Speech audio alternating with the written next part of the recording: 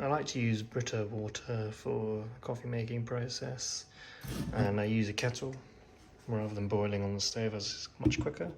I tend to put about 1 litre of water in, which should give me enough to fill up my gooseneck kettle.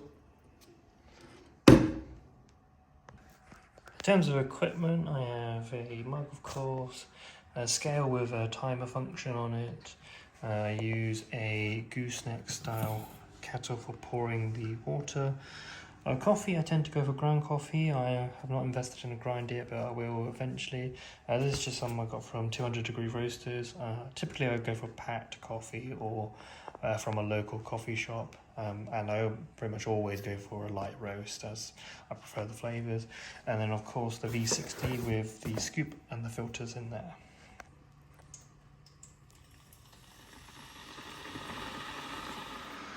So while the kettle is boiling, I like to prepare the V60.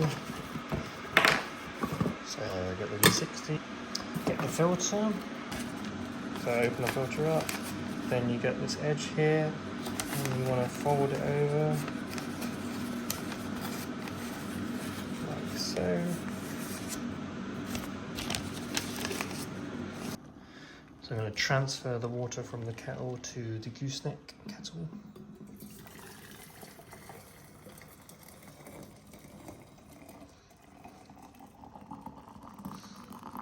The reason I use pretty much the whole kettle keeps the water hot even when you're pouring, so it maintains temperature. So we should get about 90 degrees throughout the entire brew process, which is about what you want.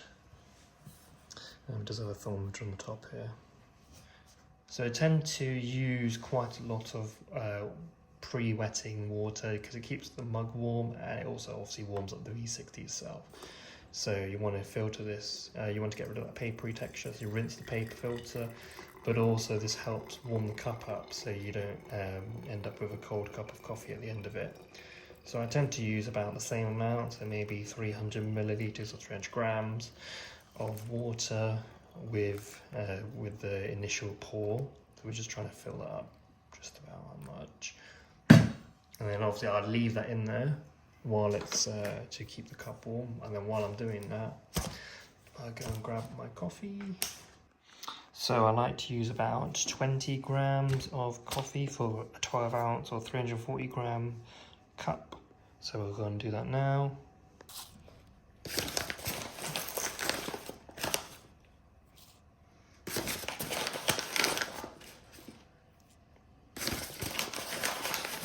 bag's nearly empty. Just trying to get enough out. So 18, 19, 20. Well, I like to level the coffee. That's how I like to do it. It's been how I've been doing it for a while. So I just pick it up, give it a tap, put that down. And obviously now we want to get rid of the water in there, so we'll get rid of that. So initial bloom phase, I use 40 grams, 40 seconds, and I go in a anti-clockwise direction. So set the timer, and we'll go 40 grams for 40 seconds. We have 40 grams there. Let that bloom. So I make 340 grams, which is 12 ounces. So that's sort of the US measurement, but that's kind of how I've been doing it. Gives you a big cup of coffee. Obviously you can reduce the numbers and ratios if you want a more traditional UK 250 milliliter amount. And I always pour on top of the coffee in an anti-clockwise fashion. I just find it's the easiest way of doing it. And then in terms of pouring speeds, I don't really have a particular speed. I just go for a decent pour. You know, I want to get everything done by about 1.5 minutes. So we're at 320, and now we're at 340. So it's about 1.5 minutes now, and that's pretty much it. That's all I really do. I just let the drawdown occur now. And that's kind of my way of brewing using a V60. So coming up to the 2.5 minute mark, still a bit of water in there. I expect this to be complete by about 3 minutes. That's ideally, you want no more than 4 minutes really, but 3 to 4 minutes is pretty good. It also depends on the temperature of the water, how fresh the coffee is, the grind size. So this is something I'm still experimenting with, but I find I can usually get most coffees to be brewed less than 4 minutes. I think the biggest thing that makes the difference is the temperature of the water. That's hence why I boil quite a lot of it to maintain that temperature.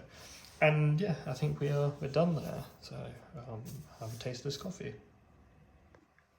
And here's our end result.